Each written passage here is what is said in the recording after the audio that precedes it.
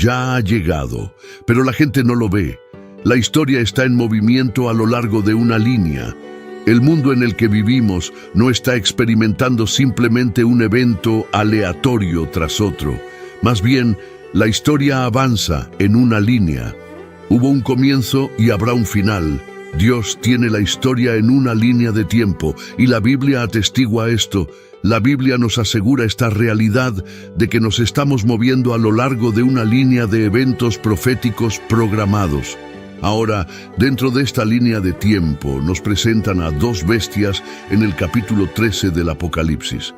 La primera bestia surge del mar con 7 cabezas y 10 cuernos, como se ve en los versículos 1 al 10 del capítulo 13 del Apocalipsis, y es identificada como el Anticristo. La segunda bestia surge de la tierra, haciendo que la gente adore a la primera bestia y engañándola con señales milagrosas, como se ve en los versículos 11 al 18 del capítulo 13 del Apocalipsis, y es identificada como el falso profeta.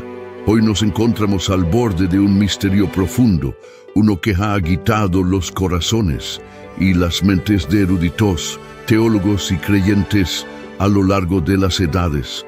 Es un tema que se sumerge profundamente en el tejido de nuestra fe y nos conecta con el tapiz en desarrollo del gran diseño de Dios. Vamos a explorar una figura que ha sido temida y malinterpretada, un símbolo de engaño e indicación de los últimos tiempos, el Anticristo. Pero, ¿quién es el Anticristo? ¿De dónde viene? ¿Cuál será su papel en los eventos climáticos que la Biblia predice? Estas preguntas han llevado a muchas teorías, interpretaciones y debates. La imagen del Anticristo ha sido pintada de diversas maneras por diferentes culturas, corrientes de pensamiento e incluso dentro de nuestra propia comunidad de fe.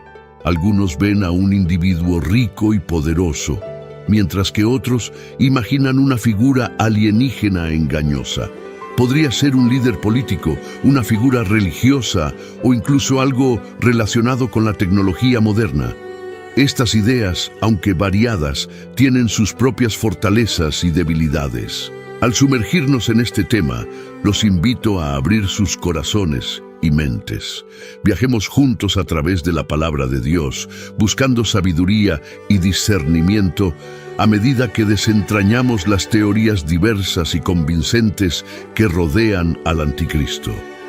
Desde el principio debo dejar claro que no adhiero a cada una de estas teorías. Simplemente estoy presentando información sobre teorías que existen respecto al Anticristo. Teoría 1. La teoría del multimillonario. Esta teoría sugiere que el Anticristo será una figura adinerada e influyente que utilizará sus vastos recursos para manipular y controlar sistemas y gobiernos globales. Exploraremos esto más a fondo al examinar algunos pasajes de Apocalipsis 13, la bestia del mar, en los versículos 1-2 del capítulo 13 de Apocalipsis. El capítulo comienza con la visión de una bestia que surge del mar con 10 cuernos y 7 cabezas.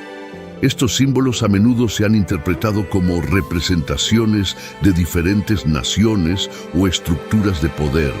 La teoría sugiere que el Anticristo, como multimillonario, podría controlar estas estructuras, posiblemente como líder de una corporación global o como una figura política influyente con conexiones con varios gobiernos del mundo. Autoridad y adoración. Apocalipsis, capítulo 13, versículos 4 al 8. A la bestia se le otorga autoridad sobre cada tribu, pueblo, lengua y nación. La gente adora a la bestia, asombrada por su poder. Esto puede interpretarse como simbólico de la influencia y autoridad que el individuo adinerado podría ejercer en la sociedad moderna. La teoría sostiene que la vasta riqueza del Anticristo le permitiría moldear la opinión pública, controlar los medios e incluso manipular a líderes políticos. Control económico. Apocalipsis, capítulo 13, versículos 16-17. Este pasaje describe cómo la segunda bestia, otra figura en el capítulo, obliga a todas las personas a recibir una marca sin la cual no pueden comprar ni vender. En la teoría del multimillonario, esto podría representar la capacidad del anticristo para controlar la economía global, al ocupar posiciones clave en finanzas internacionales o controlar tecnologías esenciales. El anticristo podría imponer políticas económicas alineadas con su agenda. En resumen, la teoría del multimillonario interpreta las imágenes y descripciones en el capítulo 13 del Apocalipsis como simbólicas de un individuo rico e influyente que utilizará sus recursos para ganar control sobre varios aspectos de la sociedad, desde la política hasta la economía y la tecnología. Esta teoría podría explicar un fenómeno recurrente en la sociedad contemporánea. Una vez que un individuo acumula una fortuna lo suficientemente grande como para alcanzar el estatus de multimillonario y se convierte en una figura destacada en la opinión pública, suelen surgir diversas teorías vinculándolo al papel del anticristo. Casi como si cada año hubiera un nuevo objetivo para estas especulaciones. Teoría 2. La teoría del engaño alienígena. También existe una teoría que sugiere que habrá un engaño satánico en los últimos días, donde el anticristo se presentará como un extraterrestre de otro planeta.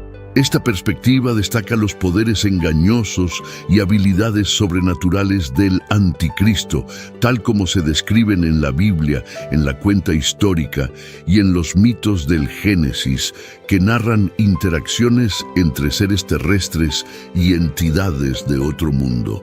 Nosotros, como cristianos que creemos en la Biblia, sabemos que estas cuentas son verdaderas. Es importante mencionar también que otras culturas hablan de visitantes de otros mundos. Escrituras sumerias y otras culturas antiguas describen interacciones entre seres terrestres y entidades de otro mundo. Estas cuentas no solo son intrigantes, sino que también forman una narrativa que retrata a estas entidades como influyentes, impartiendo sabiduría y conocimientos avanzados a los humanos. Los poderes engañosos y habilidades sobrenaturales son advertidos por la Biblia en los tiempos finales. En Mateo, capítulo 24, versículo 24, y en 2 Tesalonicenses, capítulo 2, versículo 11. Un ser alienígena o una figura que afirme ser extraterrestre ciertamente encajaría en esta narrativa de un engaño poderoso. La atracción del conocimiento avanzado y la supuesta superioridad de una raza alienígena podrían resultar una narrativa convincente para muchos. Por un momento, solo piense en el impacto y la asombrosidad que esto causaría en el mundo. Si un ser de otro mundo llegara a este planeta, sin duda el mundo adoraría a ese ser. Seamos honestos, este mundo ya adora a las personas y ya adora a los seres humanos normales. Observa a las celebridades, ya son prácticamente adoradas. Son prácticamente ídolos en la vida de las personas. Ahora imagina si ocurriera un engaño alienígena con un ser proveniente de otro planeta, llegando con respuestas a los problemas del mundo, teniendo soluciones para el estado económico del mundo y ofreciendo respuestas a los desastres naturales. Imagina incluso que llega a la Tierra afirmando conocer el origen de la Tierra o declarándose el ingeniero o arquitecto del planeta. Sin duda, la gente adoraría a este ser e incluso aquellos que van a la iglesia se sentirían atraídos a adorarlo. La pregunta sobre qué originó la Tierra sigue sin respuesta según el mundo, aunque se afirme que la Tierra resultó de una supuesta gran explosión. La fuente de esa explosión en sí sigue siendo desconocida.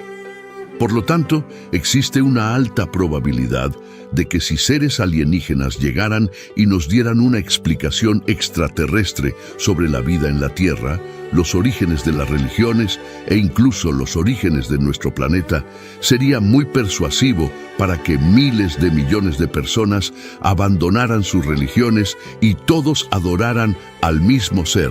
Se requerirá algo sobrenatural, y esa es la verdad. Y creo que el diablo no escatimará esfuerzos para obtener la adoración del mundo que siempre ha anhelado. En resumen, la teoría del engaño alienígena plantea un escenario complejo y cautivador en el cual el anticristo podría presentarse como un ser alienígena. Esta teoría se basa en elementos históricos, teológicos y culturales para crear una narrativa que resuene con la fascinación moderna por la vida extraterrestre. Teoría número 3. La teoría del líder político con respecto al anticristo postula que la figura surgirá como un carismático líder político con la capacidad de unir a varias naciones bajo un solo gobierno al ofrecer promesas de paz, prosperidad y resolución de conflictos de larga data. Este individuo atraerá a un gran número de seguidores, pero eventualmente alejará a las personas de Dios. La teoría se conecta fuertemente con varios pasajes bíblicos, incluido Daniel, capítulo 7, versículos 23-25, que desempeña un papel crucial en dar forma a esta perspectiva. Desglosemos Daniel, capítulo 7, versículo 23-25, y analicemos cómo es relevante para la teoría del líder político. Daniel, capítulo 7, versículo 23. Así dijo: en cuanto a la cuarta bestia, habrá un cuarto reino en la tierra que será diferente de todos los reinos y devorará toda la tierra, la pisoteará y la romperá en pedazos. Analicemos dos frases clave en este versículo. Frase número 1, el cuarto reino. La profecía en Daniel habla de un cuarto reino que es único y tiene el poder de consumir toda la tierra. Esto podría interpretarse como un gobierno o entidad global poderosa que lidera el anticristo. Frase número 2, devorar toda la tierra. Esta imagen de devorar y pisotear la tierra podría simbolizar el dominio del líder sobre varias naciones y gobiernos, posiblemente logrado mediante conquistas militares, maniobras políticas o coerción diplomática. Daniel capítulo 7, versículo 24. En cuanto a los 10 cuernos, de este reino surgirán 10 reyes, y después de ellos surgirá otro que será diferente de los anteriores, y derribará a 3 reyes. Analicemos dos frases clave en este versículo. Frase número 1, 10 cuernos, 10 reyes. Los 10 cuernos, que representan 10 reyes o líderes, podrían ser vistos como una coalición o confederación de naciones. El ascenso al poder del anticristo se describe como distintivo y significativo, incluso usurpando a 3 de estos reyes. Frase número 2. Diferente de los anteriores. Esto enfatiza la naturaleza única del liderazgo del anticristo, diferenciándolo de gobernantes anteriores, quizás a través de un carisma sin precedentes, habilidad política o apelación ideológica. Daniel capítulo 7, versículo 25. Hablará palabras contra el Altísimo, maltratará a los santos del Altísimo, y tratará de cambiar los tiempos y la ley, y le serán entregados en sus manos por un tiempo, tiempos y medio tiempo. Analicemos dos frases clave en este versículo. Frase número 1. Hablar palabras contra el Altísimo. La postura blasfema del anticristo contra Dios concuerda con la teoría de que este líder intentará desviar la adoración y lealtad de Dios hacia él mismo o su gobierno. Frase número 2. Maltratar a los santos. La opresión del anticristo hacia los fieles refleja una agenda más amplia de suprimir o marginar la fe religiosa, especialmente aquella que sigue principios bíblicos. Frase número 3. Cambiar los tiempos y la ley. Esto puede señalar los esfuerzos del anticristo por remodelar los marcos legales y morales de la sociedad, alineándolos con sus propios valores y metas en lugar de los mandamientos de Dios.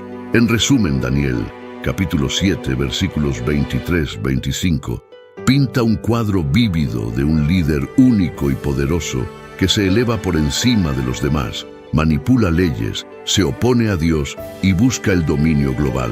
Estos aspectos son consistentes con la teoría del líder político del anticristo, que lo ve como una figura carismática que une al mundo bajo un solo gobierno mientras aleja a las personas de la verdadera fe. La teoría del líder en torno al anticristo ha fomentado un patrón recurrente en el discurso moderno. Esta teoría podría explicar por qué, cada vez que un individuo se eleva para convertirse en un importante líder político y atrae una atención significativa del público, surgen diversas especulaciones que postulan que este líder o aquel podría ser el anticristo. Casi como si cada año, con la presentación de una nueva figura política, las conjeturas se renovaran y se enfocaran nuevamente.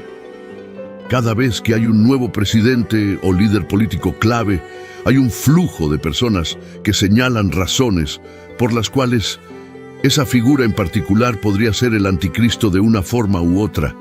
La idea es que el anticristo se convertirá en un líder político para gobernar el mundo. Ahora voy a mencionar algunas otras teorías con respecto al anticristo, pero no entraré en tanto detalle como lo hice para las primeras 3 teorías. Teoría número 4. Líder religioso. Otra teoría sostiene que el anticristo será un líder religioso que creará una religión mundial utilizando milagros y señales engañosas. Esta perspectiva enfatiza el engaño espiritual, descrito en 2 Tesalonicenses, capítulo 2, versículos 3-4. Teoría número 5. Reconstrucción del Imperio Romano. Algunos intérpretes de la profecía bíblica argumentan que el anticristo surgirá de un imperio romano revivido o reconstruido, a menudo asociándolo con la Unión Europea u otras entidades occidentales.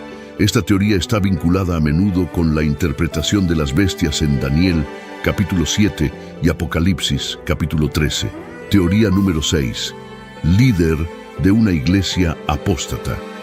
Algunos creen que el anticristo podría surgir desde dentro de la iglesia cristiana, representando una forma apóstata de cristianismo que niega doctrinas esenciales. Esta perspectiva se basa en pasajes que hablan de la apostasía o alejamiento en los últimos tiempos, como 1 Timoteo, capítulo 4, versículos 1-2. Teoría número 7. Tecnología e inteligencia artificial. Con el crecimiento de la tecnología e inteligencia artificial, algunas teorías contemporáneas proponen que el anticristo podría estar conectado o incluso encarnado en un sistema de inteligencia artificial. Esta teoría se centra en los aspectos engañosos y controladores del anticristo, según se describe en el Apocalipsis. Ahora que hemos examinado las diferentes teorías sobre la identidad del anticristo, es importante señalar que, aunque el anticristo en sí mismo aún no ha llegado al escenario mundial, su espíritu está sin duda aquí, trabajando para preparar el camino para su eventual llegada. Es crucial que seamos vigilantes y discernientes, entendiendo las señales y protegiendo nuestros corazones. En contra de su influencia, la Biblia nos advierte sobre el anticristo en la primera epístola de Juan, capítulo 4, versículo 3, que dice: «Pero todo espíritu que no confiesa que Jesús no es de Dios, y este es el espíritu del anticristo, del cual ustedes oyeron que viene, y que ahora ya está en el mundo». Al observar el mundo hoy, queda claro que nos dirigimos en una dirección específica, y hay señales de que el espíritu del anticristo se está volviendo más audaz.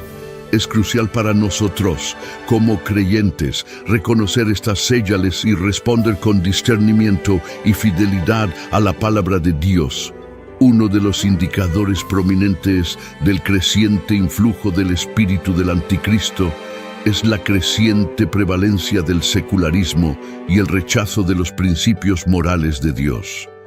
Presenciamos una cultura creciente de individualismo y autogratificación, donde las personas priorizan sus deseos por encima de todo, a menudo despreciando el bienestar de los demás. Esta mentalidad egocéntrica está en contraste directo con el desinterés y el amor enseñados por Cristo. El espíritu del anticristo prospera en un mundo que coloca los deseos humanos por encima del plan divino de Dios, alejando a las personas del camino de la rectitud. El espíritu del anticristo está presente hoy, trabajando en nuestro mundo. El apóstol Juan habló del anticristo y de muchos precursores, indicando que el anticristo final será precedido por otros que prepararán su camino, todos energizados por el mismo Espíritu. Al igual que los creyentes pueden ser llenos del Espíritu Santo, las personas pueden ser influenciadas por el espíritu del anticristo. La sociedad se ha alejado del Señor Jesucristo, abrazando sentimientos antidios, una tendencia que se ha vuelto más pronunciada con el tiempo. Mi abuelo recordaba encontrar Biblias en las aulas en América y habitaciones de hotel en el Reino Unido en su época. La influencia del espíritu del anticristo está creciendo. Las Biblias están desapareciendo de los espacios públicos y el temor a Dios está disminuyendo globalmente, preparando el camino para el hombre del pecado. Puede que la gente piense que el anticristo debe transformar el mundo, pero en realidad, cuando llegue, el mundo ya estará preparado para él. El espíritu del anticristo está aquí hoy y trabaja en nuestro mundo. Hay un declive general en el temor de Dios en todo el mundo, y la razón es simple. El espíritu del anticristo está preparando el camino para la llegada del hombre del pecado. La gente tiene esta extraña percepción de que cuando llegue el anticristo, tendrá que transformar el mundo y realizar un cambio importante en la forma en que opera el mundo. Pero eso no es lo que sucederá cuando el anticristo aparezca en el escenario mundial y tome el centro del escenario en la sociedad. El mundo estará listo y preparado para él. Solo hace falta observar la tendencia general de la sociedad. No es necesario ser teólogo para ver que estos son los últimos días de los que habló Jesús.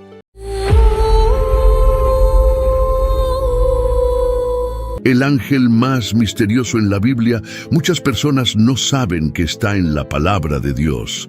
Ciertos seres poderosos en la palabra de Dios han sido contemplados durante siglos, desde el príncipe de Persia que enfrentó al ángel Miguel y a otro ángel durante la profecía de Daniel, hasta la legión de demonios que Jesús expulsó del endemoniado. Sin embargo, hay un ser poderoso que el apóstol Juan compartió con nosotros. Este ser está por venir y su apariencia es aterradora, una cosa de pesadillas, dolor y tortura. El apóstol Juan nos ha dejado una descripción vívida de un ser poderoso que está por venir. La apariencia de este ser es tan aterradora que podría infundir miedo y causar miserias a cualquiera que oiga hablar de él. Este ser provoca un inmenso dolor y angustia a los involucrados. ¿Vendrán el arcángel Miguel o Jesús a derrotar a este ser, o permitirá Dios mismo que este ser poderoso se mueva libremente? El apóstol Juan comparte esta profecía desde la isla de Patmos en el poderoso libro de Apocalipsis. Este libro es distinto de otros libros en el Nuevo Testamento, no solo en su contenido, sino también en su origen. A diferencia de los otros libros que fueron escritos intencionalmente, Apocalipsis no estaba destinado a ser escrito inicialmente. Cada autor decidió ponerse manos a la obra, ya sea él mismo o a través de influencias, antes de escribir sus pensamientos. Aunque estaba inspirado por el Espíritu Santo, el texto resultante reflejaba su propia disposición, carácter, perspectiva y experiencia. Juan no tenía planeado escribir el libro de Apocalipsis. De hecho, ni siquiera lo consideró.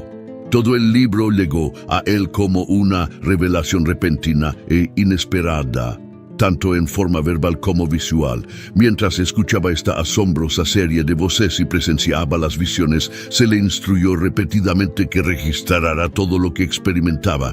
Él simplemente fue el instrumento que lo escribió. Entonces, ¿quién fue el autor real? El mensaje a menudo le fue transmitido por los ángeles pero también era lo que el Espíritu estaba diciendo a las iglesias, y era una revelación de Jesucristo dada a Jesús por Dios. Así que estaba involucrada una compleja cadena de comunicación: Dios, Jesús, Espíritu, ángeles, Juan. Aquí es donde descubrimos acerca de Abadín en las Escrituras. Apocalipsis es la revelación de lo que está oculto para la humanidad, pero conocido por Dios. Hay cosas que el hombre no puede saber a menos que Dios elija revelárselas. Es imposible para cualquier individuo tener un conocimiento completo de todo lo que sucede en el mundo, incluido el cielo, y lo que depara el futuro. Cualquier registro e interpretación de eventos por parte de un individuo se ve limitado por el tiempo y el espacio.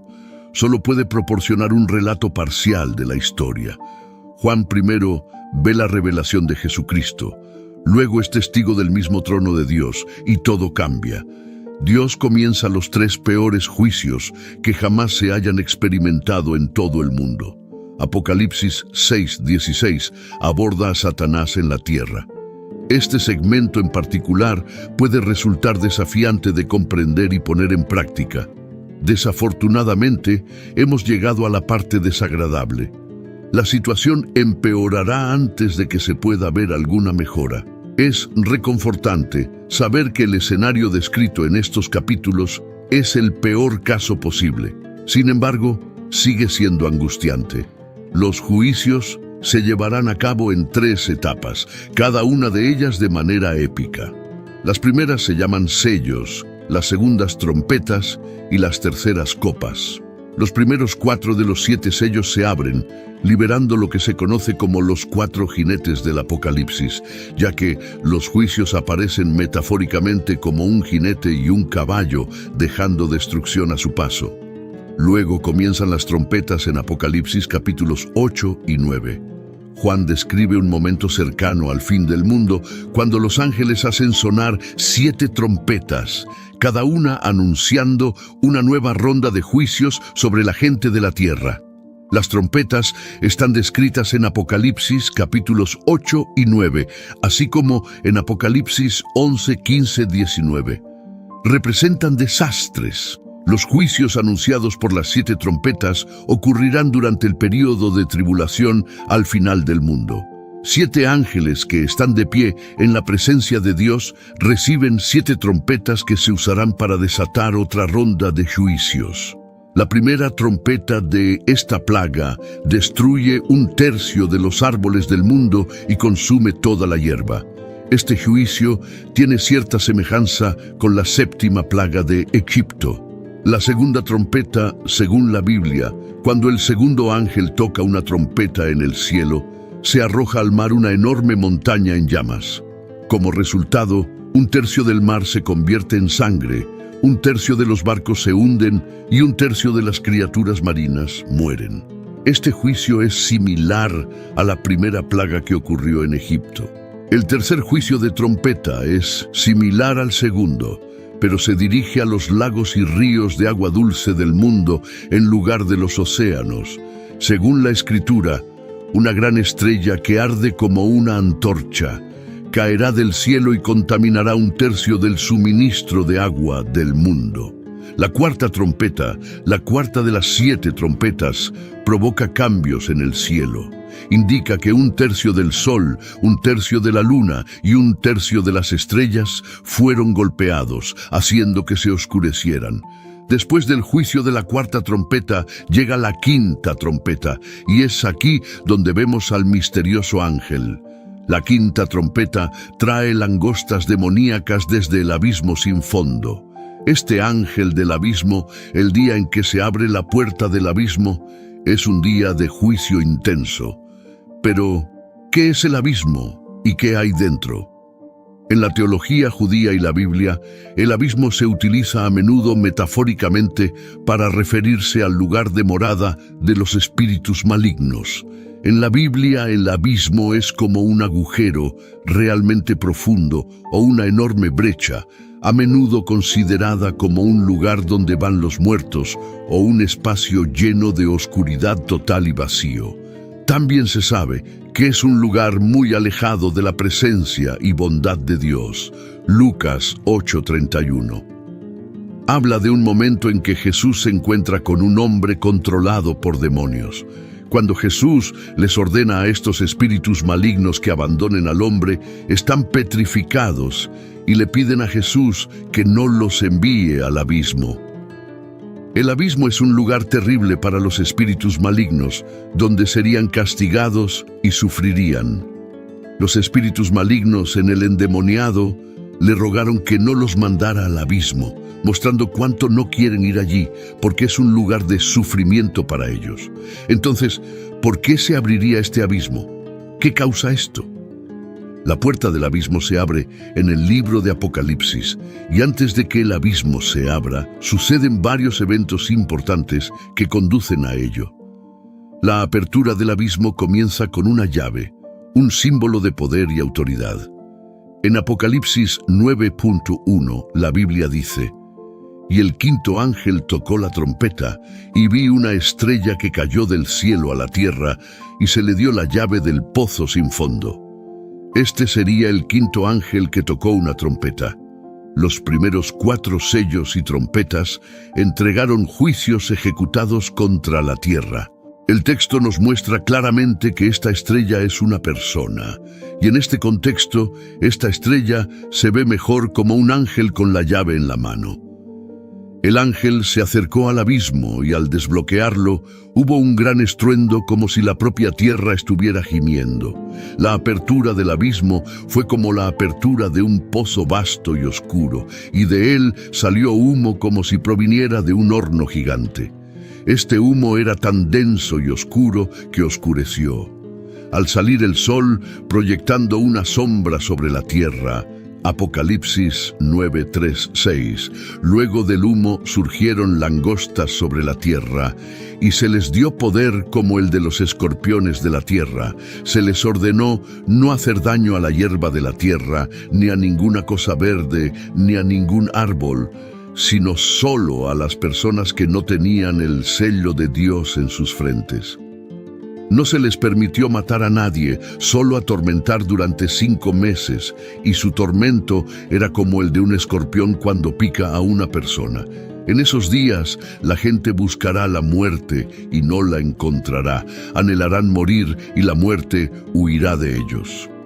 Estas langostas no son naturales.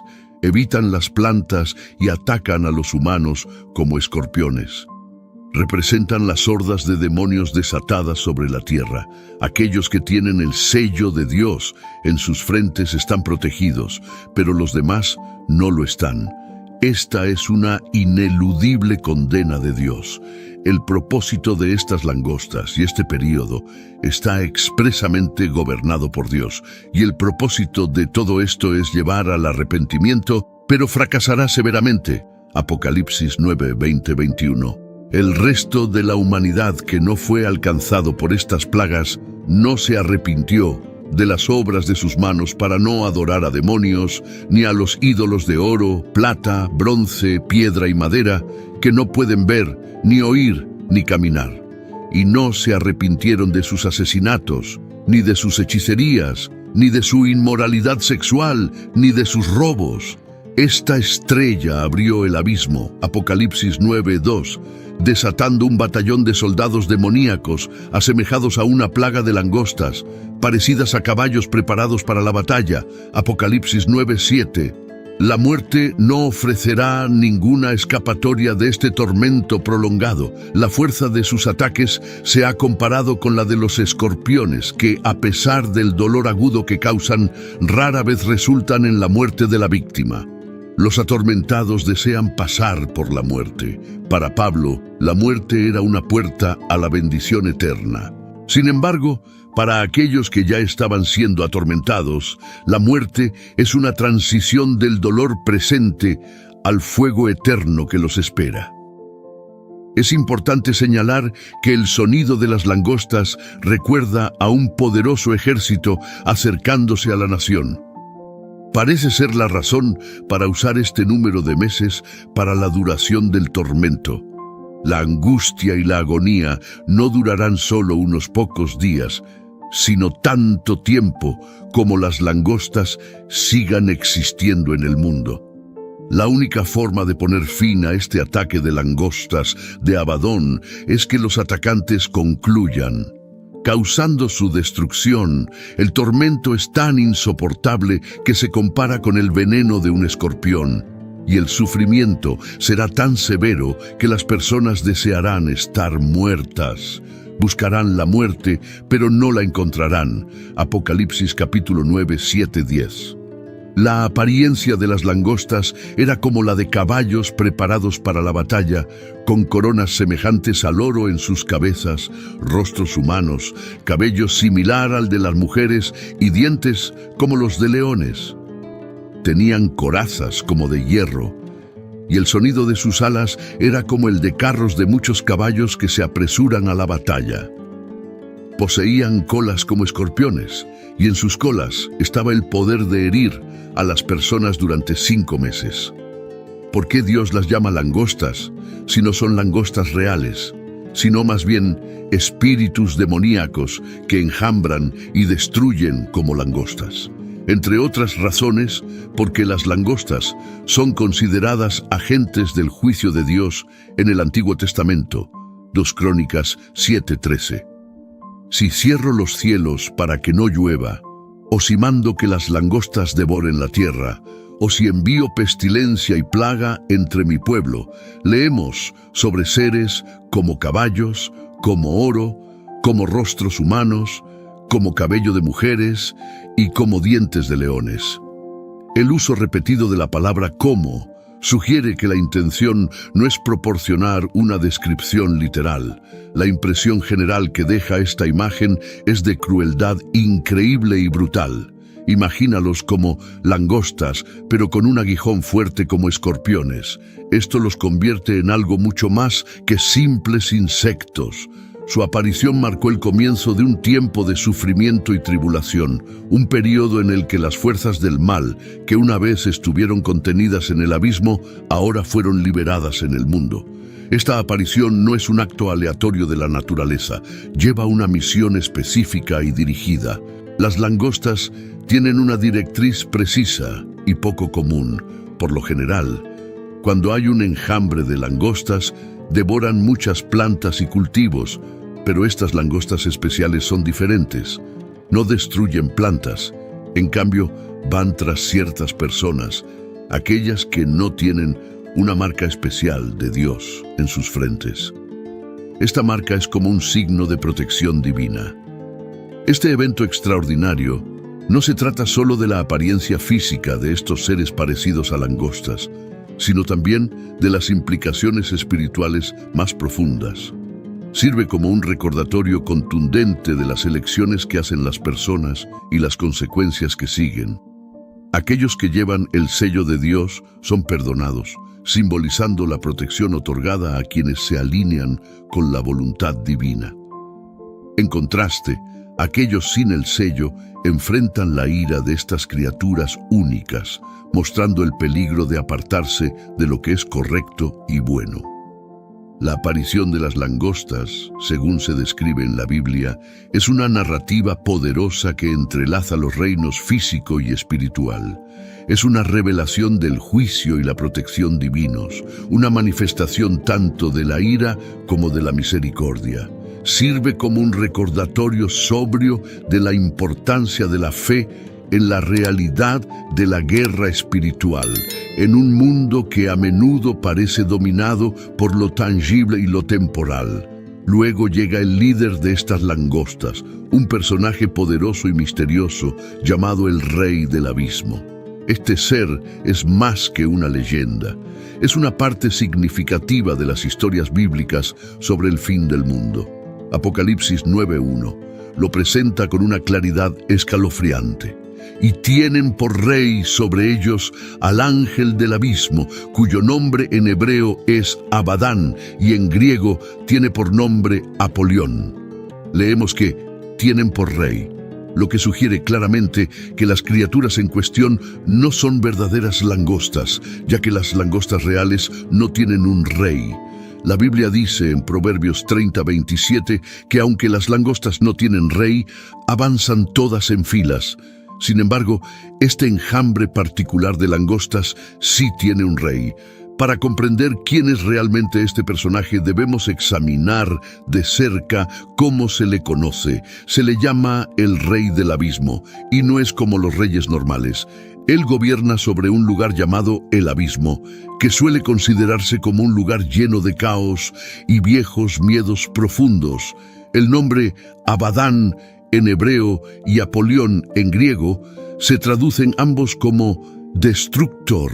Estos nombres no son meras etiquetas, sino reflejos de su naturaleza y del papel que desempeña en la narrativa celestial. No es solo un destructor de estructuras físicas, sino de ideales, esperanzas y posiblemente.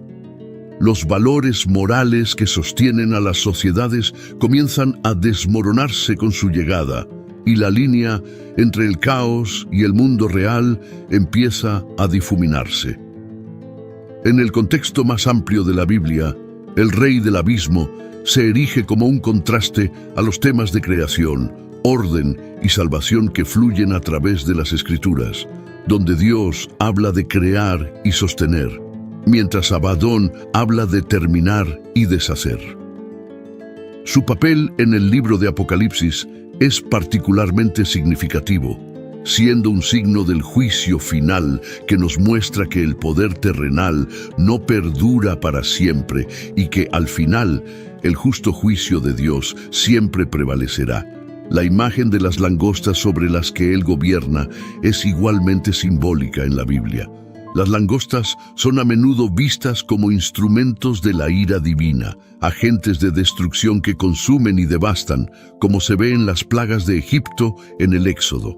El Rey del Abismo, que lidera este gran grupo, representa una fuerza poderosa e inevitable de juicio. Abadón o Apolión es una figura significativa en la Biblia que personifica el concepto de destrucción, no solo en un sentido físico, sino como una fuerza celestial. Su reinado sobre el abismo y las langostas lo establece como un símbolo de los últimos tiempos, recordándonos que todo en la tierra es temporal y eventualmente el poder y el plan de Dios controlarán todo. Abadón, estando bajo el dominio de Satanás, supervisa un abismo de langostas que aparecerán en los últimos días.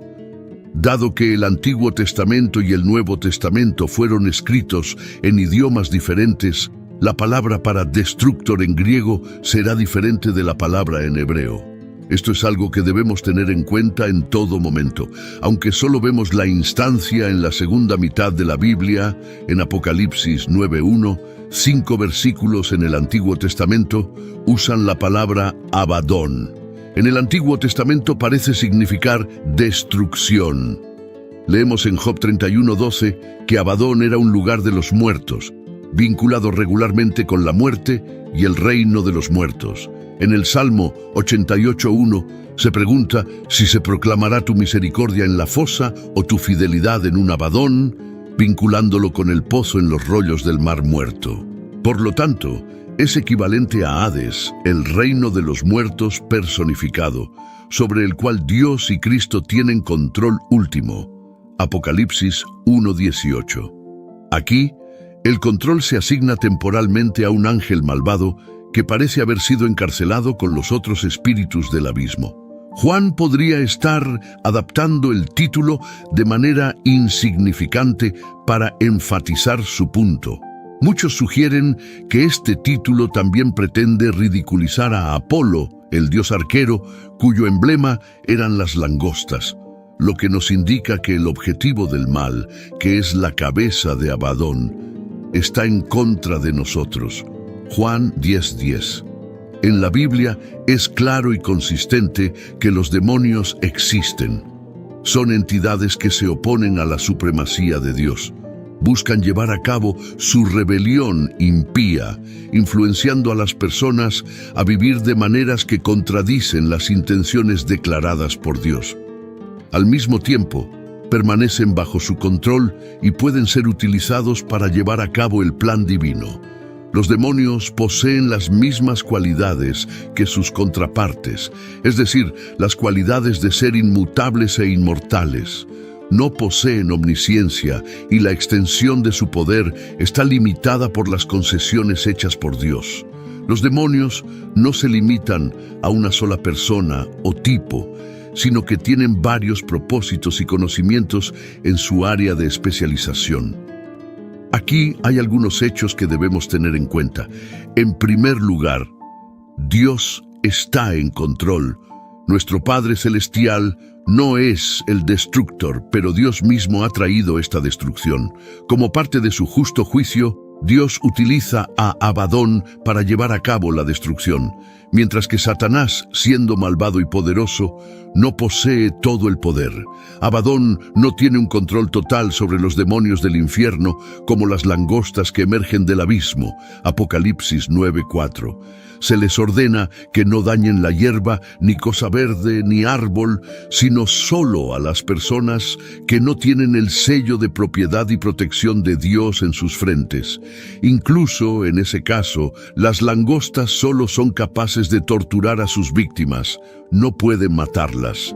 ¿Quién las detiene? Incluso en su máxima virulencia, el destructor no puede escapar del control de Dios. Además, Abadón no destruirá a todas las personas. Según el libro de Apocalipsis, cada persona recibirá la marca de Dios o la marca de la bestia, y aquellos que tengan fe y el sello de Dios estarán protegidos en medio del caos. La fe fuerte puede protegernos del mal que proviene del abismo.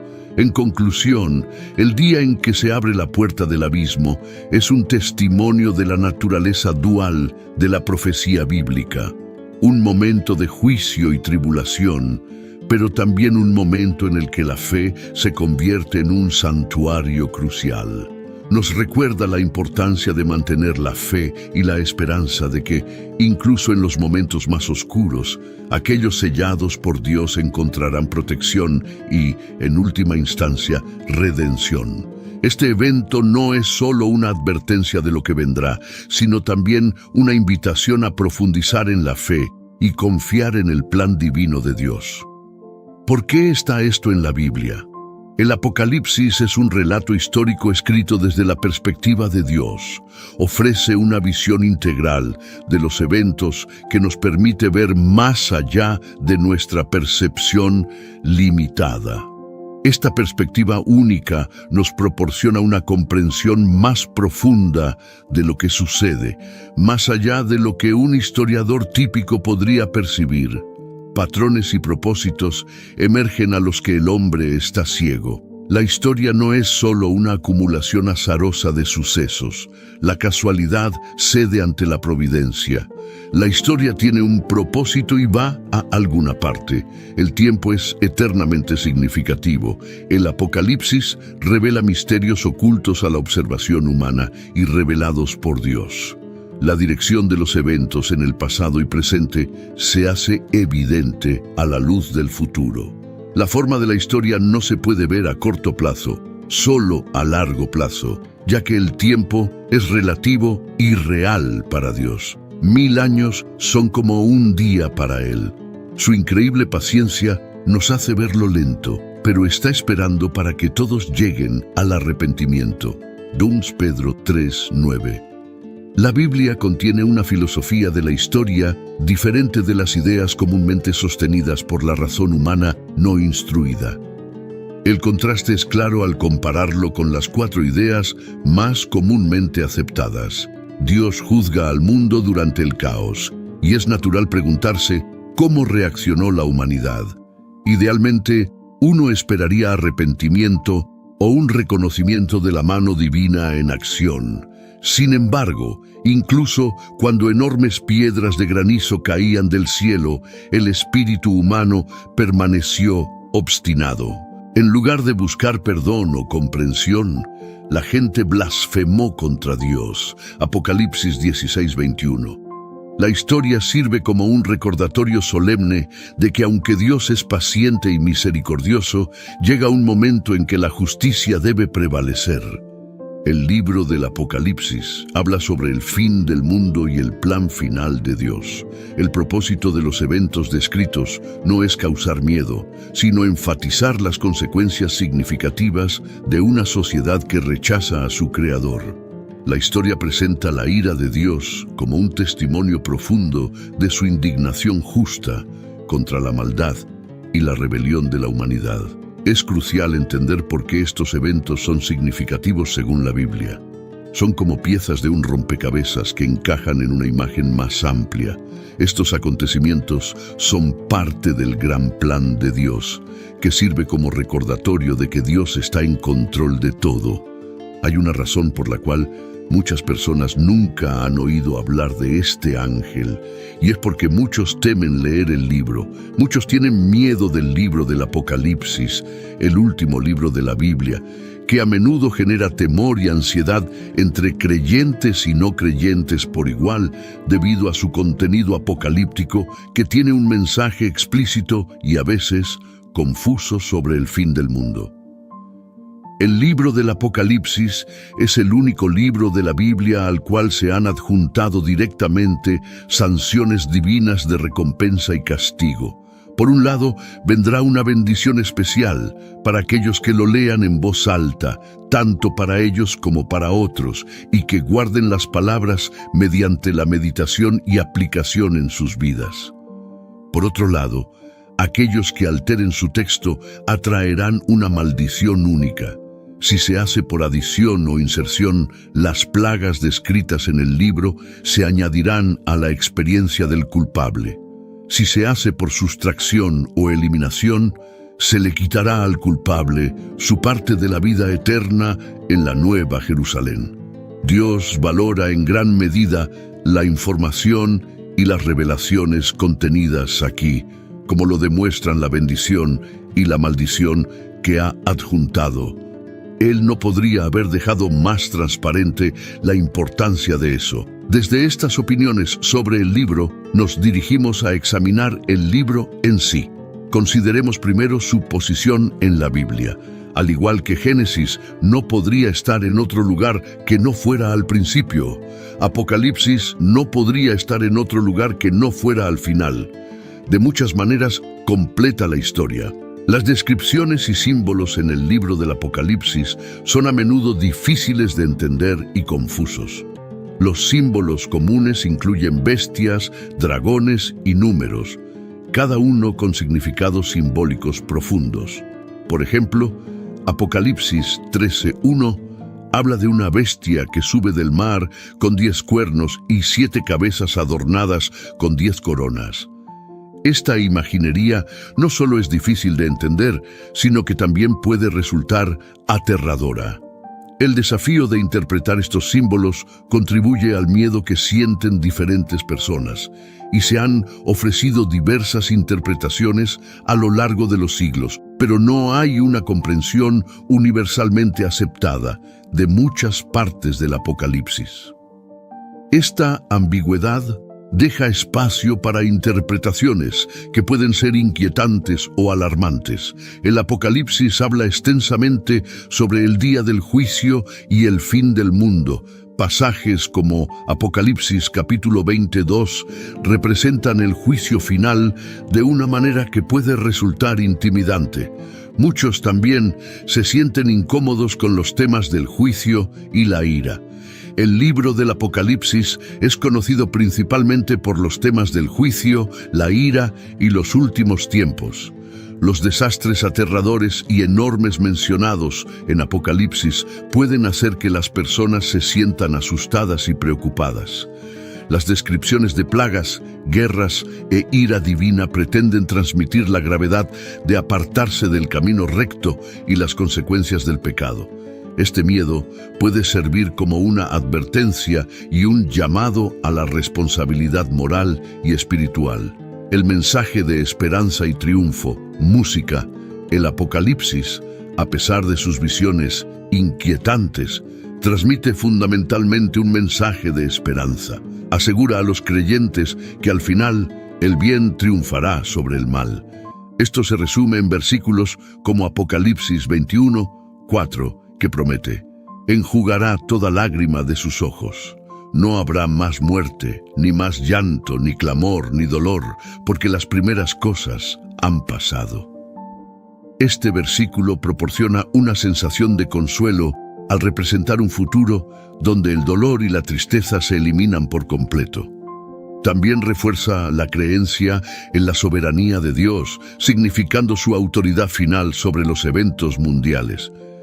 Nos asegura que sin importar cuán caótico o aterrador pueda parecer el mundo, Dios siempre está en control. Por ejemplo, Apocalipsis 19:6 dice: Aleluya, porque el Señor, nuestro Dios Todopoderoso, reina. Esto es una clara afirmación del gobierno omnipotente de Dios. Oremos. Señor, te pedimos que nos fortalezcas para resistir la tentación del pecado y nos ayudes a buscar tu presencia más que cualquier otra cosa. Oramos para que podamos crecer en el fruto del Espíritu y acercarnos a ti. Buscamos la guía de tu Espíritu y pedimos que tu voluntad y tus promesas guíen nuestros pensamientos y acciones. En el nombre de Jesús oramos. Señor, venimos ante ti con las manos y el corazón abiertos, confiando en ti para obtener orientación, fuerza, provisión y protección a lo largo del día. Al igual que Nehemías, pedimos que nos ayudes a venir a ti en cada situación que enfrentemos, recordando que somos tus amados hijos y representantes ante el mundo que nos rodea. Oramos para que vivamos hoy de manera que honre tu santo nombre. Padre, confesamos que nuestros corazones a menudo están llenos de miedo e incertidumbre. Te pedimos que nos des la fuerza para rendir nuestros temores a ti y enfrentar cada desafío con el conocimiento de que estás con nosotros. Elegimos confiar en ti y no en nuestros temores, rechazando el estrés y aceptando tu paz. Te elegimos a ti, Señor. Señor, reconocemos que no siempre recibiremos un signo o dirección claro de ti, pero confiamos en tu constante presencia y guía. Oramos para que nos conduzcas en tu camino, incluso si tropezamos o tomamos el camino equivocado. En el nombre de Jesús, oramos. Jesús, te agradecemos por darnos lo que más necesitamos: sabiduría. Reconocemos que a menudo buscamos conocimiento, riquezas y felicidad, pero reconocemos que necesitamos tu sabiduría para navegar por los desafíos de la vida. Gracias por darnos generosamente la sabiduría sin encontrar falla. En el nombre de Jesús, oramos. Buenos días, Señor. Hoy es un nuevo día y estamos agradecidos por la oportunidad que trae. El ayer se fue junto con cualquier arrepentimiento, error o fracaso que hayamos experimentado. Elegimos centrarnos en hoy y la oportunidad de amar, dar y ser todo lo que quieres que seamos. Hoy te ponemos en primer plano de nuestras mentes y corazones mientras nos vestimos. Nos ponemos la armadura que nos has proporcionado, el yelmo de la salvación, la coraza de la justicia, el escudo de la fe, el cinturón de la verdad, las sandalias de la paz y la espada del Espíritu. Oramos con alabanza por ti y peticiones por aquellos que nos rodean y los que podamos conocer hoy, en el nombre de Jesús. En las antiguas páginas del Génesis, en los versículos del 1 al 4 del capítulo 6, se desvela un enigma que perdura a lo largo del tiempo. Cuando los hombres se multiplicaron sobre la tierra y les nacieron hijas, los hijos de Dios notaron la belleza de estas mujeres y eligieron tomar esposas de entre todas las que eligieron, surgiendo así una pregunta intrigante: ¿quiénes eran esos seres conocidos como hijos de Dios? El Señor, al observar estas uniones, declaró que su espíritu no contendería con el hombre para siempre, pues éste también es carne, limitando sus días a 120 años. Este versículo destaca la misericordia divina, pero también establece un límite para la paciencia celestial. Los nefilins, brevemente mencionados en la narrativa del Génesis, despiertan una inmensa fascinación. Descritos como hombres valientes que existieron en la antigüedad, hombres de fama, estos gigantes representan un enigma. Pero, ¿quiénes serían ellos realmente? Diversas interpretaciones surgen para explicar el origen de estos seres. Una de ellas, encontrada en escritos apócrifos como el libro de Enoc, sugiere que los hijos de Dios eran ángeles caídos que se unieron a las mujeres humanas, generando a los nefilins. Esta unión antinatural habría sido una de las razones para el gran diluvio. Ahora exploraremos 5 interpretaciones distintas sobre el origen de estos misteriosos hijos de Dios, como ángeles caídos. La visión tradicional sugiere que los ángeles se rebelaron contra el cielo, uniéndose a las mujeres humanas y dando origen a los nefilins. Otra interpretación considera a los hijos de Dios como descendientes de Set unidos a las descendientes impías de Caín. Una tercera visión propone que los hijos de Dios eran gobernantes o nobles que se casaban con mujeres comunes, generando una estirpe de poderosos gobernantes humanos.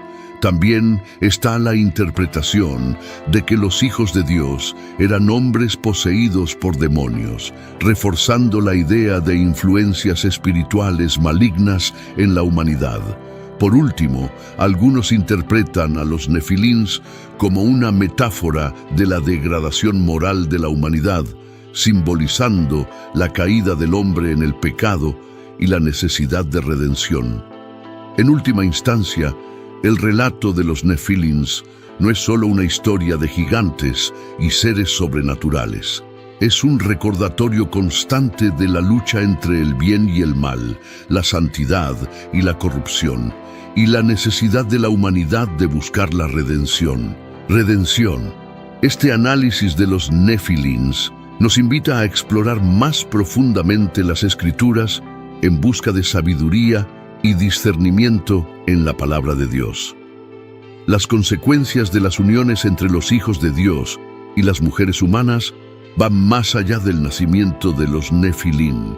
Aunque no se les considere seres mitad humanos y mitad angélicos, demostraron una hostilidad notable hacia Dios y sus caminos. Este aspecto refuerza la idea de influencias espirituales operando dentro del ámbito humano. Estas interpretaciones encuentran respaldo entre los estudiosos de la Biblia, y cada una ofrece una perspectiva única sobre este pasaje intrigante de la Biblia.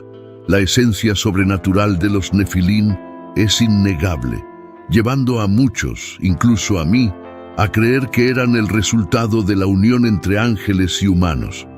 Aunque el tema de los nefilín sigue envuelto en misterio, es fundamental abordar estas discusiones con humildad y reverencia. El enfoque principal siempre debe ser comprender el plan integral de Dios y la importancia de su obra redentora a través de Jesucristo. Una de las preguntas más frecuentes es si existen descendientes de los nefilín hoy en día. En Génesis 6, versículo 4, se menciona que los nefilín existieron antes y después del diluvio, planteando la cuestión de cómo sobrevivieron a la catástrofe global. La Biblia afirma que solo la familia de Noé y las criaturas en el arca fueron preservadas, pero encontramos menciones de los nefilín en los años posteriores al diluvio. Esto lleva a 2 interpretaciones principales sobre la reaparición de los nefilín. Algunos creen que otro grupo de ángeles podría haber descendido a la tierra después del diluvio, repitiendo la transgresión original.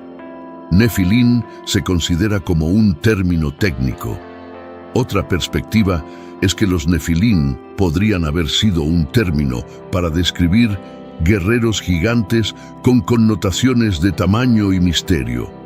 Al igual que el término monstruo puede referirse a objetos grandes o seres con connotaciones negativas, el término nefilín podría haber evolucionado para describir guerreros gigantes y enigmáticos con orígenes genéticos inciertos. Es improbable que los descendientes de los nefilín existan hoy en día, dada la falta de evidencia concreta.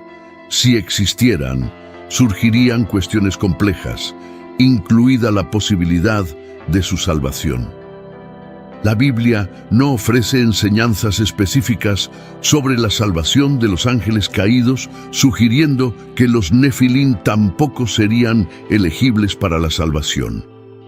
Los ángeles no tienen un salvador, y claramente Jesús no es su salvador, como enfatiza el autor de Hebreos. A la luz de estas consideraciones es racional concluir que la descendencia de los Nefilim no persiste hasta nuestros días y que cualquier afirmación contraria carece de respaldo bíblico. Como creyentes, debemos abordar tales especulaciones con discernimiento, basándonos en las enseñanzas de las Escrituras. En Hebreos, se destaca que Jesús compartió nuestra humanidad para romper el poder de la muerte y liberar a aquellos que vivían con temor. No vino para ayudar a los ángeles, sino a los descendientes de Abraham. Jesús se hizo plenamente humano para ser un sumo sacerdote misericordioso y fiel. La Biblia es un libro sagrado que va más allá de fábulas o leyendas. Es un compendio de relatos reales que desafían nuestra inteligencia, despiertan nuestra imaginación y nos inspiran. Es una tapicería de revelación divina escrita por diferentes autores a lo largo de miles de años, pero interconectada de maneras que revelan la mano de un autor divino. Dentro de sus páginas encontramos historias de creación, caída, heroísmo, traición, milagros y profecías. Encontramos individuos comunes que, a través de su fe inquebrantable, se convierten en vasos del poder extraordinario de Dios. Testificamos el surgimiento y la caída de reinos, las luchas de profetas, los triunfos y fallas de la humanidad en su búsqueda incansable de rectitud. La Biblia habla a los corazones de las personas de todas las generaciones y culturas. Sus mensajes de amor, perdón y redención resuenan con los anhelos y aspiraciones más profundos del alma humana. En las peculiaridades de estos relatos encontramos lecciones profundas y duraderas, desde la división del Mar Rojo hasta el nacimiento virginal, desde la caída de las murallas de Jericó hasta la resurrección de Jesucristo. La Biblia presenta relatos que desafían la comprensión humana, extendiendo los límites de nuestro entendimiento e invitándonos a abrazar el misterio divino. La Biblia menciona varios lugares donde reside el mal, y uno de esos lugares es el abismo, un sitio de profundo significado en las doctrinas cristianas. Al adentrarnos en el estudio de las Escrituras, exploraremos el significado y las implicaciones del abismo como morada de los espíritus malignos. Se describe el abismo en la Biblia como un pozo profundo y sin fondo, evocando imágenes de vacío profundo y desespero. En Lucas 8 presenciamos un encuentro impactante donde Jesús exorciza a una legión de demonios de un hombre poseído. Estos demonios le suplican a Jesús que no los envíe al abismo, resaltando el miedo y la importancia. En este lugar, cuando Jesús llegó a la tierra de los Gadarenos, un hombre poseído por demonios lo confrontó. Este hombre, atormentado durante mucho tiempo y viviendo entre tumbas, reconoció la autoridad de Jesús, suplicando no ser atormentado. Este encuentro ilustra el poder y la soberanía de Jesús sobre las fuerzas de las tinieblas. Los demonios, conociendo el poder de Jesús, piden entrar en una manada de cerdos. Jesús concede esa permisión y al ser exorcizados, los demonios entran en los cerdos que corren desenfrenadamente hacia el lago y se ahogan. Este acto simboliza la victoria del bien sobre el mal y la autoridad divina. En el Apocalipsis, el abismo aparece como un lugar de prisión para los espíritus malignos, en 3 capítulos diferentes. Se describe el abismo como un pozo sin fondo, morada de espíritus malévolos e incluso del diablo. Juan es testigo de la apertura del pozo sin fondo, un evento de gran importancia espiritual. De la humareda que emerge salen criaturas parecidas a langostas con poderes como los de escorpiones, simbolizando fuerzas malignas y castigos divinos. En el capítulo 20 del Apocalipsis, un ángel encierra al dragón, la antigua serpiente, también conocida como el diablo o Satanás, en el pozo sin fondo, sellándolo por 1000 años. Este acto simboliza la restricción temporal del poder del mal antes de su liberación final y derrota subsiguiente. La apertura del pozo sin fondo nos recuerda que existen reinos más allá de nuestra comprensión terrenal, habitados por criaturas extrañas e inusuales. En este contexto, introduciremos el concepto de tártaros, intrigante tanto en la mitología griega como en la teología cristiana. En la Biblia, el término tártaros se menciona solo una vez en 2 Pedro 2:4. En este versículo, Pedro habla sobre ángeles que pecaron y fueron arrojados a Tártaros, donde están encadenados en cadenas de oscuridad, esperando el juicio. Este concepto difiere de la interpretación de la mitología griega, donde Tártaros es un abismo profundo utilizado como prisión para los malvados y los titanes. Al explorar Tártaros en la Biblia, es esencial diferenciar el concepto bíblico del mitológico, mientras que en la mitología griega, Tártaros es un lugar de castigo. En la Biblia se menciona como un lugar de detención para los ángeles que desobedecieron a Dios. La referencia a Tártaros en 2 Pedro se conecta con la narrativa de Génesis 6, donde los hijos de Dios se unen a las mujeres humanas, generando a los Nefilín. Esta unión se ve como una grave violación del orden divino, resultando en corrupción y maldad en la tierra.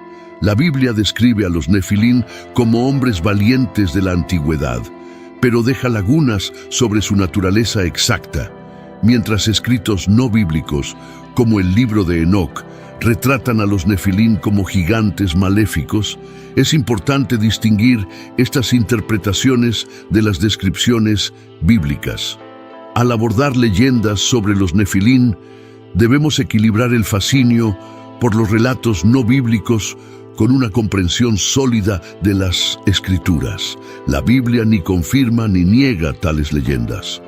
Ofrece una perspectiva que valora más la influencia y reputación de los Nefilín que sus características sobrenaturales. La idea de que los hijos de Dios en Génesis 6 puedan ser ángeles caídos está alineada con Judas 6, donde se menciona que ciertos ángeles no mantuvieron su posición original. Estas transgresiones angelicales llevaron a un severo juicio de Dios, resaltando la seriedad de la desobediencia y rebelión contra la orden divina. La referencia a Tártaros en 2 Pedro como pozos de sombra simboliza un lugar de confinamiento y castigo para seres espirituales rebeldes. Este lugar representa las justas consecuencias de sus actos nefastos, testificando el juicio recto de Dios. Algunos estudiosos sugieren que Tártaros y el abismo pueden estar conectados o ser el mismo lugar con nombres diferentes. Es importante abordar tales temas con humildad y mente abierta, considerando que reciben atención limitada en la Biblia y poseen una significancia teológica menor en el contexto más amplio. La prisión de los ángeles en Tártaros no es solo punitiva, sino también protectora de la humanidad contra su influencia destructiva. Este relato enfatiza la seriedad del pecado y la necesidad de justicia divina, incluso entre seres espirituales. La historia de Tártaros y de los ángeles pecadores nos enseña sobre la realidad de la guerra espiritual y la existencia de seres espirituales que se oponen a Dios. Refuerza la importancia de la obediencia a Dios y los peligros de abandonar nuestro lugar apropiado. Además, reafirma la soberanía y la justicia de Dios. Pasando a la historia de Goliat, esta narrativa nos revela más sobre los gigantes mencionados en la Biblia. Goliat, un filisteo, es más conocido por su batalla contra David. Sin embargo, poco se sabe sobre sus hermanos, quienes también eran gigantes. En 1 Samuel 17, Goliat es descrito como un guerrero imponente midiendo 6 codos y 1 palmo de altura y llevando armadura pesada. Desafió a los israelitas a un combate individual, representando un método de guerra común en esa época, donde un campeón luchaba en nombre del ejército. El campeón de un ejército desempeñaba un papel crucial y respetado, representando y defendiendo los intereses de su ejército en batallas y combates individuales. Goliat, como campeón de los filisteos, era un guerrero excepcional tanto en fuerza física como en habilidad de combate. Servía como símbolo de fuerza, honor y valentía para su ejército, elegido en base a su reputación, habilidades de combate demostradas y capacidad para inspirar y liderar a sus compañeros. El objetivo principal del campeón era garantizar la victoria, derrotando a oponentes y sembrando miedo y duda en las filas enemigas. Estos duelos individuales tenían una gran importancia, teniendo el poder de decidir los resultados de conflictos mayores, resolver disputas o determinar el destino de prisioneros. Goliat, originario de la ciudad de Gate, era conocido como el gigante de los filisteos. Su tamaño, descrito como más de 9 pies de altura, lo convertía en una figura amenazante en el campo de batalla. Su pie andó incluso al hombre más alto registrado en la época moderna. La armadura de Goliat era notable, compuesta por un casco y una cota de malla de bronce que pesaba aproximadamente 125 libras. Sus piernas estaban protegidas por bronce y llevaba una lanza de bronce con un peso comparable al de una viga de tejedor, mostrando su imponencia como guerrero. Además de la armadura personal, Goliat contaba con un escudero que llevaba un gran escudo adelante, ofreciendo protección adicional contra flechas y otros ataques a distancia. Su presencia física y sistema de defensa robusto hacían que la idea de vencerlo fuera casi inconcebible. En 1 Samuel 17, Goliat desafía a los israelitas, ofreciendo un trato. Si un israelita lo derrotaba, los filisteos se convertirían en sus siervos, pero si Goliat vencía, los israelitas servirían a los filisteos. Este desafío causó gran temor entre los israelitas y nadie, ni siquiera el rey Saúl, se atrevió a responder al desafío durante 40 días. Después de 40 días de desafíos continuos de Goliat, llega al campamento israelita David, un joven pastor indignado por la blasfemia de Goliat contra el Dios de Israel. A pesar de su juventud e inexperiencia militar, David se ofrece para enfrentar al gigante. Saúl duda en permitir que David enfrente a Goliat, considerándolo demasiado joven. Sin embargo, David relata sus experiencias protegiendo las ovejas de su padre de leones y osos, convenciendo a Saúl de su capacidad. Armado solo con una honda y una piedra, y confiando en la fuerza divina, David desafía a Goliat. Goliat, enfurecido por la apariencia de David, lo subestima. En contraste con las armas y armaduras de Goliat, David confía en el Señor y en su honda. Con un solo golpe, alcanza a Goliat, dejándolo indefenso. Luego utiliza la espada de Goliat para derrotarlo. La caída de Goliat provoca la huida y la derrota de los filisteos. La victoria de David, impulsada por su fe inquebrantable, no solo derrota a un gigante, sino que también revierte el miedo paralizante de los israelitas y lleva al triunfo sobre el ejército filisteo. Goliat no estaba solo en su estatura gigantesca, tenía hermanos con características similares. Según las Escrituras, Goliat tenía 4 parientes con físico y fuerza comparables a los suyos. Aunque hay debate sobre la relación exacta entre ellos, sabemos que estaban biológicamente vinculados a Goliat. Los hombres poderosos de David finalmente derrotaron a todos los descendientes. La historia de Goliat, según se registra en 2 Samuel 21, 15, 22 y 1 Crónicas 24, 8, detalla las batallas contra los gigantes, incluyendo la muerte de Lami, hermano de Goliat, y otros descendientes gigantes de Gate. En el continuo conflicto contra los filisteos, un guerrero llamado Isbi-Benob, pariente del gigante, desafía a David con el objetivo de matarlo. Sin embargo, es derrotado por Abisai, uno de los valientes de David. La lanza de Isbi-Benob pesaba alrededor de 7 libras. Tras la caída de Goliat, sus parientes, incluyendo a Isbi-Benob, buscan venganza en batallas posteriores, enfrentándose a David y sus hombres, sugiriendo una posible motivación para vengar la muerte de Goliat. En otro enfrentamiento, Saf, otro hijo del gigante, es mencionado en 2 Samuel 21, 18. También es derrotado por uno de los valientes de David, destacando la continua lucha contra los descendientes de los gigantes. En una batalla en Gat, otro pariente de Goliat, caracterizado por tener 6 dedos en cada mano y pie, desafía a Israel. Es derrotado por Jonatán, sobrino de David. Esta narrativa resalta la presencia constante de gigantes en las batallas de David.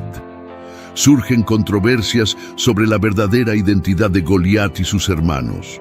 Algunos los consideran nefilim postdiluvianos, pero la Biblia no los describe explícitamente como tales.